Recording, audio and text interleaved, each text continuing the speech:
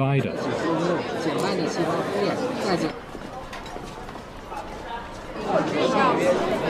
Di sebuah sekolah memperlihatkan seorang siswi bernama Chen Nian yang sedang sibuk menyiapkan ujian kelulusan SMA-nya. Ketika Chen Nian sedang di dalam kelas, tiba-tiba dari luar kelas terdengar sesuatu yang mengejutkan yang membuat semua siswa berteriak histeris. Chen Nian pun mencoba keluar kelas untuk memeriksa apa gerangan yang terjadi.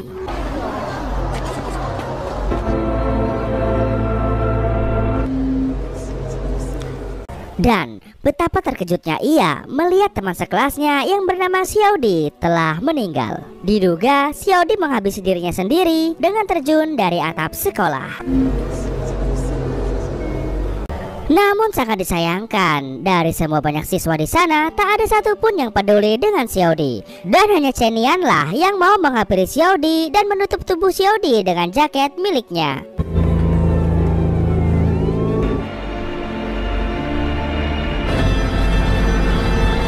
Setelahnya Chen Nian dipanggil oleh gurunya ke kantor untuk diinterogasi para polisi sebagai seorang saksi. Namun Chen Nian mengatakan bahwa ia tak pernah mengenal Xiaodi. Di sini Chen Nian memilih diam karena dia takut akan menjadi korban pembulian selanjutnya.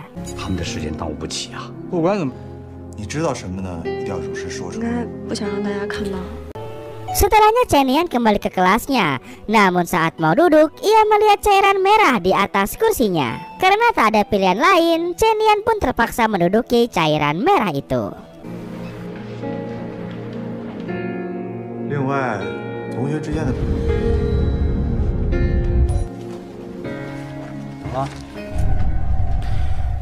Keesokan harinya, saat Chen Nian sedang mengantri makanan, tiba-tiba 3 orang siswa mendekatinya. Mereka adalah Wei Lai, Xiao Miao, dan Jiang Lan. Di sini Chen Nian tahu bahwa mereka lah penyebab Xiaodi menghabisi dirinya sendiri. Lalu Chen Nian pun berusaha menghindar dari mereka.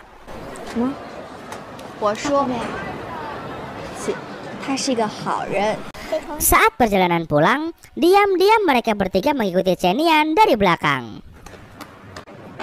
Karena pada waktu itu Chen Nian menaruh jaket di atas tubuh Xiaodi, kini mereka bertiga menargetkan Chen Nian sebagai target pembulian selanjutnya. Dan dari belakang mereka langsung menyerang Chen Nian. Setelahnya Chen Nian sampai di rumah dan bertemu dengan ibunya. Ibu Chen Nian adalah penjual masker ilegal atau penjual masker palsu. Karena sering mendapatkan komplain dari konsumennya, kini ibunya tidak tinggal lagi bersama Chen Nian. Dan hanya sesekali ibunya datang ke rumah untuk menjenguk Chen Nian.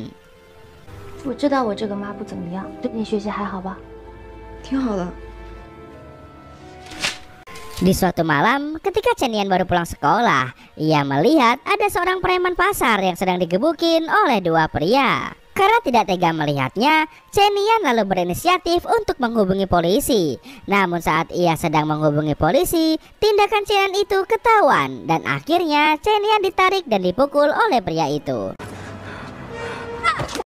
Melihat tindakan 2 pria yang memukuli Chen Nian, akhirnya si preman pasar ngamuk dan ia pun memukul balik 2 pria tersebut. Diketahui preman pasar ini bernama Xiaobi. Setelah kejadian itu, kini Xiaobi datang menemui Chen Nian untuk berterima kasih kepadanya dan mengganti uangnya yang telah dirampas oleh 2 pria kemarin. Lalu mereka berdua pergi ke suatu tempat servis handphone untuk membetulkan handphone Chen Nian yang rusak karena diinjak oleh 2 preman kemarin. Dan disinilah mereka saling berkenalan.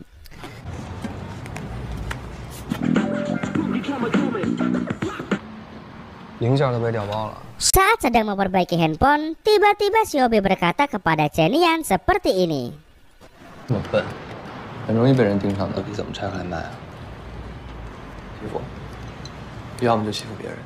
Mendengar hal itu, Chen Nian pun hanya bisa terdiam dan membisu. Saat tiba di rumah, Chen Nian dikejutkan dengan beberapa poster yang menempel di dinding. Dalam poster itu menunjukkan bahwa ibunya sedang dicari karena menjual masker ilegal.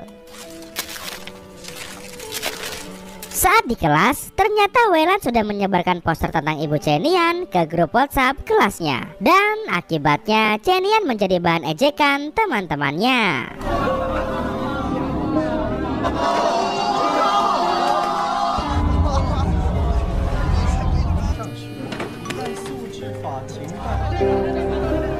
Kemudian saat Chen Yan sedang berjalan pulang ke rumah, ia tak sengaja bertemu dengan Xiaobi di jalanan. Lalu ia langsung naik motornya tanpa tahu akan pergi kemana.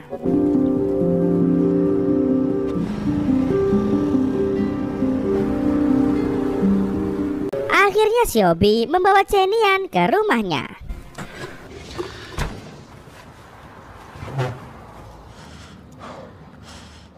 Xiaobi mengira Chen Yan sedang ada masalah dalam percintaannya. Lalu Xiaobi menanyakan pertanyaan basa-basi kepada Chen Yan.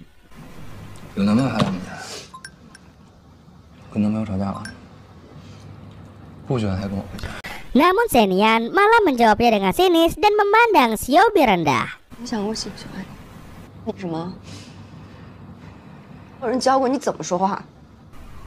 Dan tentu saja hal itu membuat Xiaobi menjadi marah.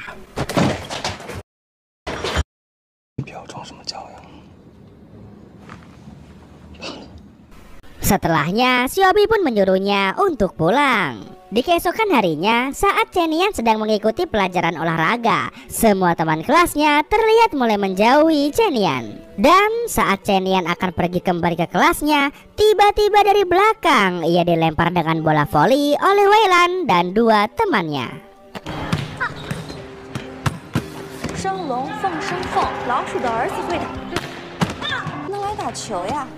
Chen Yan yang mulai kesal, ia berusaha melawan mereka, dan hal itu membuat Wei Lan tak terima.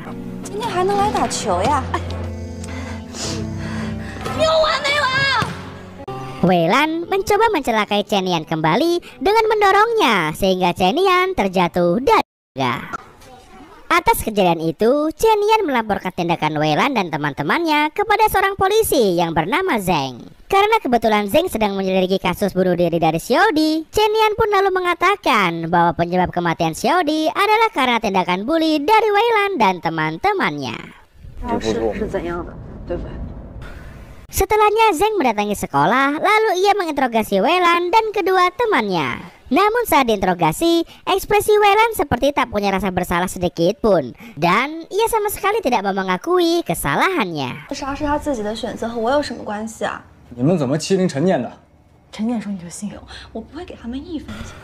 Setelah selesai menginterogasi, kini Opsir Zheng menyimpulkan bahwa penyebab Xiaodi bunuh diri dikarenakan sering dibully oleh Wei Lan dan teman-temannya. Namun karena kurangnya bukti dan ditambah mereka masih di bawah umur, mereka bertiga pun akhirnya dibebaskan. Sedangkan pihak sekolah hanya memberikan hukum skor pada mereka.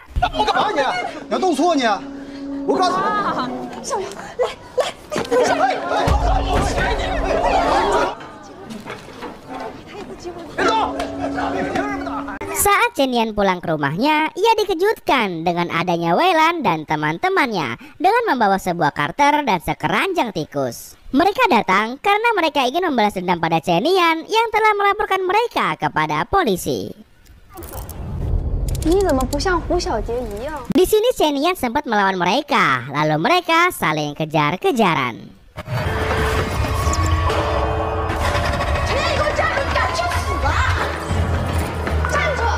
Chen Yan mencoba menelpon Opsir Zheng untuk meminta bantuan.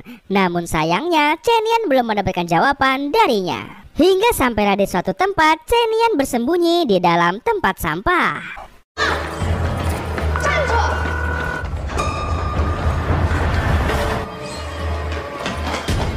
Saat Xiaomio sedang berdiri di depan tempat sampah itu, tiba-tiba handphone Chen Yan berbunyi, yang ternyata itu adalah telepon dari Opsir Zheng.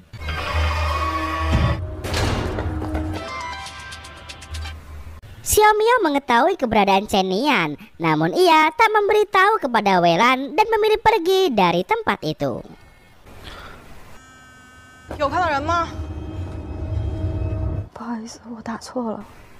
Dan malam itu, Chen Yan tak berani pulang ke rumahnya. Ia lebih memilih untuk pergi ke rumah Xiaobei. Ketika Xiaobei datang, ia kaget dengan keberadaan Chen Yan yang tengah menunggunya di depan pintu.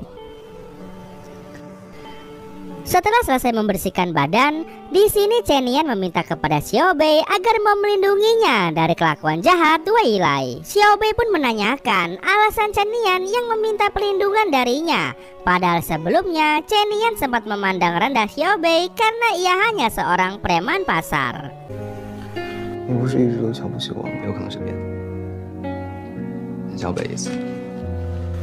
Dan mulai hari itu, setiap Chen Nian berangkat ke sekolah, Xiao Bei selalu melindunginya dari kejauhan.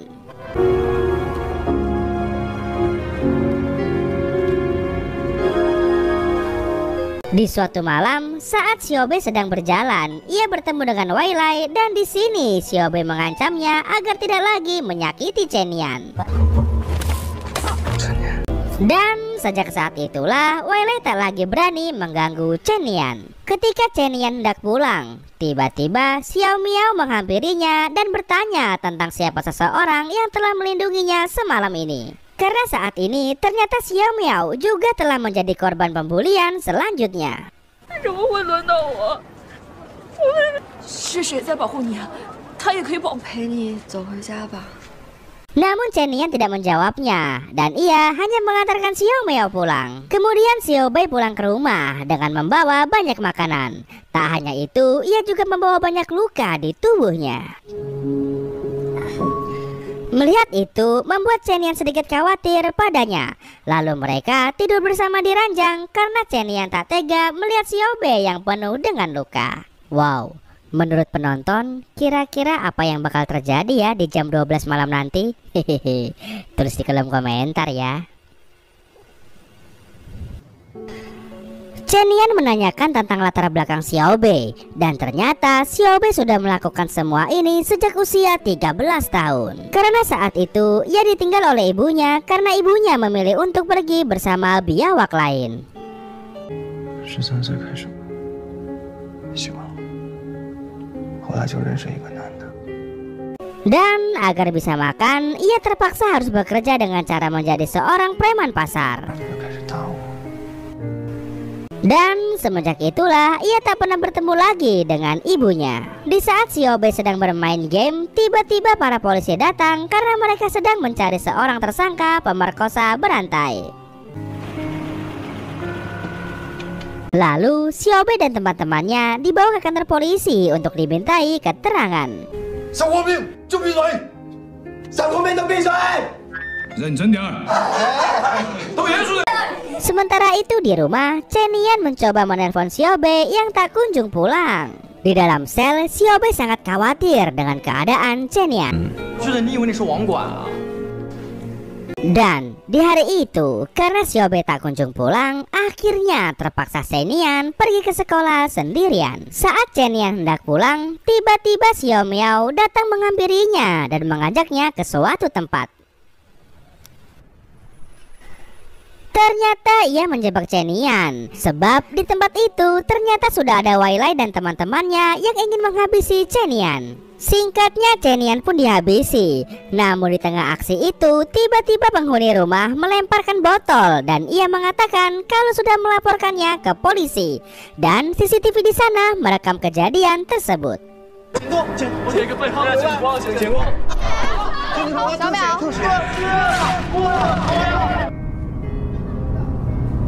小淼。 Setelah selesai menjalani pemeriksaan, Xiao Bei akhirnya dibebaskan oleh polisi dan ia terus menelponi Chen Nian. Namun sayangnya sama sekali tak ada balasan. Dan saat tiba di rumah, Xiao Bei kaget dengan keadaan Chen Nian yang sangat memprihatinkan.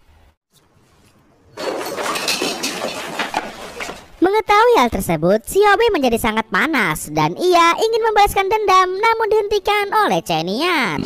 放开，放开！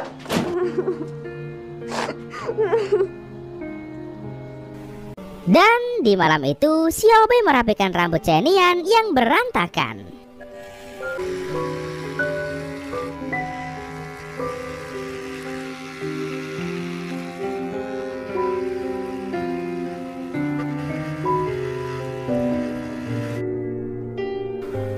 Saat di sekolah, wali kelas mereka membagikan kartu ujian. Saat Chen Yan berdiri, semua teman-temannya memandang aneh karena penampilan rambutnya yang sangat pendek.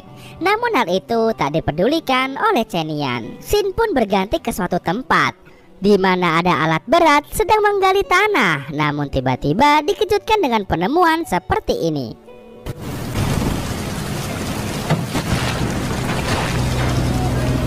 Wanita itu dibawa ke kantor forensik untuk diidentifikasi. Dan setelah diidentifikasi, ternyata tubuh itu adalah Wai Lai, ketua dari geng pembuli.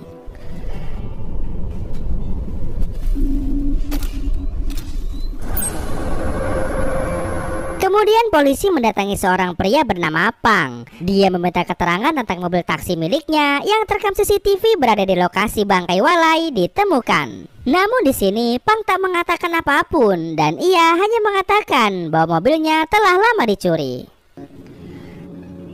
被偷了，我在医院，好多人都。你认识他？ Karena yang sebenarnya terjadi, Xiaobei telah meminjam taksi milik ayah Pang dan ia kemudian berpesan kepada Pang untuk melakukan pemeriksaan di rumah sakit dan jangan pergi sebelum selesai. Karena tak mendapat jawaban apapun, Opsir Zeng memanggil kedua teman Wai Lai yaitu Xiao Miao dan Jiang Lan untuk dimintai keterangan. Dan mereka sama-sama mengatakan bahwa pembunuh Wai Lai adalah Chen Yan dengan alibi balas dendam karena Wai Lai telah membulinya. 他们的话，他们会把我打死的。那天之后，未来就没有找过我了。谁啊？未来都被吓。 Kemudian Opsir Zeng melihat rekaman Chen Yan yang sedang dibully. Setelah selesai menonton rekaman itu, Opsir Zeng mendatangi Chen Yan dan menetapkannya sebagai tersangka. Karena sekarang Chen Yan lah yang memiliki alibi paling kuat dalam kasus tersebut. 学习没受影响吧？来到这里，我们的政策是如实供述。就没有再见过。 Akan tetapi, pihak polisi tidak memiliki bukti kuat untuk menjadikan Chen Yan sebagai tersangka utama. Akhirnya Chen Yan dilepaskan karena besok ia harus mengikuti ujian masuk perguruan tinggi. 找两个人盯着他。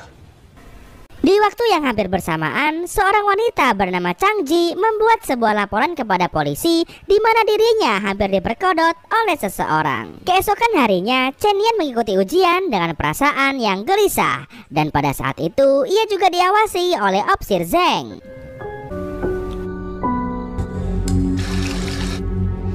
On vacation? Yeah. Saat perjalanan pulang, tiba-tiba ada seorang pria yang menarik dan membawa lari dirinya. Ternyata pria itu adalah Xiaobei.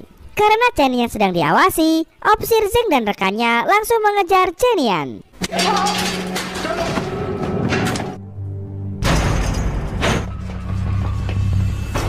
Di sini Xiaobei berniat untuk menyerahkan diri agar Chen Yan bisa terhindar dari hukuman. Xiaobei juga meminta agar Chen Yan mengatakan bahwa dirinya adalah seorang pemerkodok berantai yang memperkodok Wai Lai namun tak sengaja malah menghabisinya. Awalnya Chen Yan sempat menolaknya, namun karena Xiaobei terus memaksanya dan meyakinkan Chen Yan bahwa hukuman yang akan ia terima tidak akan lama karena dirinya masih di bawah umur. 我还没有成功。走，你先去安全的地方。 Dan dengan terpaksa, Chen Yan pun menyetujui ide tersebut. Kemudian mereka pun membuat sebuah perjanjian di mana saat semua ini sudah berakhir, saat Xiaobei telah bebas dari penjara nanti dan Chen Yan telah lulus dari studinya, mereka akan bertemu kembali. Sebelum para polisi datang, Xiaobei mencium dan menampar Chen Yan agar sandiwara mereka bisa meyakinkan para polisi.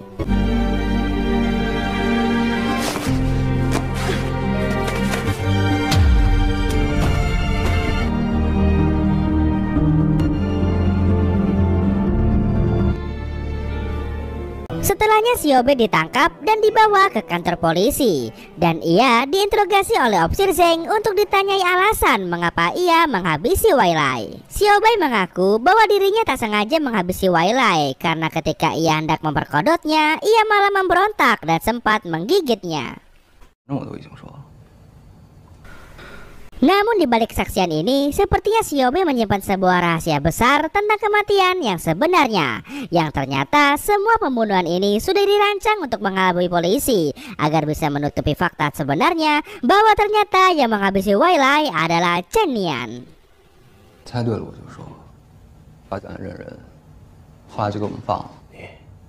Scene pun berganti menunjukkan flashback tentang kejadian yang sebenarnya, di mana malam itu Wailai meminta Chen Nian untuk memaafkan atas perlakuannya kepada Chen Nian. Ia juga meminta kepada Chen Nian agar tidak melaporkan kejadian itu kepada pihak kepolisian. 再不行我也可以让你拍我，陈念，我求你不要报警，姐姐，求你了。 Namun karena tindakan Wailai sudah dianggap sangat keterlaluan, ia pun memutuskan untuk pergi tanpa menghiraukannya. Namun di sini Wailai terus mengikutinya tanpa rasa bersalah atas pembulian yang telah ia lakukan. 现在见到我了吗？那咱俩报志愿打交道，这辈子就太轻松了。轻松说就算了，那如咱俩正常发。 Akibat perkataan Wailai yang menyinggung ibu Chen Nian, tanpa sengaja Chen Nian mendorong Wailai sampai nyungsep dan koit. 你也可以帮你妈把债还了。 Chen Nian yang bingung harus berbuat apa, ia pun lantas mengadukan hal tersebut kepada Xiaobei. Dan disinilah pengorbanan Xiaobei kepada Nian dimulai. Xiaobei membuat sebuah rencana agar dirinya lah yang nanti akan dituduh sebagai orang yang menghabisi Wailai. Aksinya itu dimulai dengan mencoba memperkaos Wailai, lalu ia meninggalkan bukti cakaran pada tubuh Wailai. Semua itu dilakukannya hanya untuk melindungi Chen Nian agar ia terbebas dari tuduhan. Namun di sini, Obsir Zeng masih mencurigai bahwa Chen Nian lah pelaku utamanya. Setelahnya, Obsir Zeng melakukan pemeriksaan CCTV jalanan. Lalu ia menemukan Xiaobei yang sedang mengikuti Chen Nian saat berangkat maupun pulang sekolah. Dan dari sini dia pun mendapatkan sedikit bukti. Di malam harinya, polisi memanggil Chen Nian untuk diinterogasi. Di waktu yang sama, Xiaobei juga diinterogasi kembali di tempat yang terpisah. Tujuannya tak lain adalah untuk mencocokkan keterangan dari mereka berdua. Saat diinterogasi, polisi masih belum juga menemukan titik temu antara keduanya. Dan mereka sama-sama mengaku tidak saling mengenal. 报仇你们就杀了未来。那是这样的话，你放心吧。生活吗？所有人会联合起来整他。录我视频的人吗？别人是谁啊？ Saat Xiaobei dan Chen Nian dipertemukan, Chen Nian menampar wajah Xiaobei. Tujuan ia melakukan ini agar polisi percaya jika mereka benar-benar tidak saling mengenal.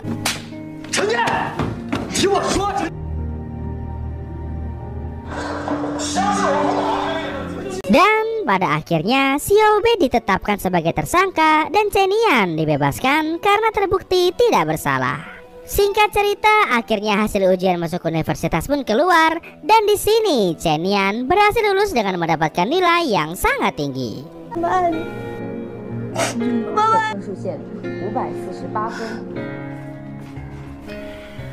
Hingga pada suatu hari, Obsir Zeng datang menghampirinya. Ia datang untuk menanyakan tentang perasaannya yang telah bebas dari tuduhan. Namun Chen Nian tak mengatakan apapun karena dia masih kecewa.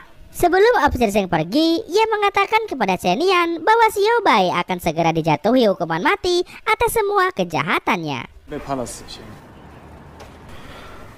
Mendengar hal tersebut, Chen Nian menjadi lemas tak berdaya. Ketika Obsir Zeng mendekatinya, Chen Nian sangat marah kepadanya karena tak terima dengan keputusan itu. Lalu Obsir Zeng berusaha menenangkannya.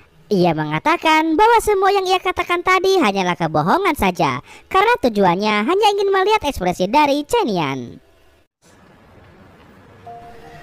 Setelahnya Obsir Zeng membawa Chen Nian untuk menjenguk Xiaobei di penjara.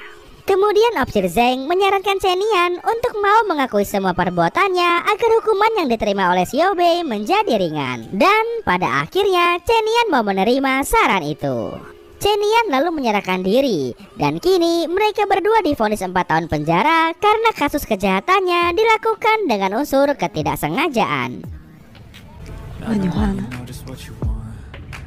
如果再来一回，我不希望有这样的如果。我会放弃。Singkatnya 4 tahun pun berlalu. Kini Chen Nian dan Xiaobei terbebas dari penjara dan kini mereka dapat bertemu kembali. Sekarang Chen Nian menjadi seorang guru, sementara Xiaobei tak lagi menjadi seorang preman karena sudah pensiun. Setelah kasus tersebut, kini pemerintah mengeluarkan peraturan baru guna mencegah adanya pembulian di sekolah. Dan film pun tamat.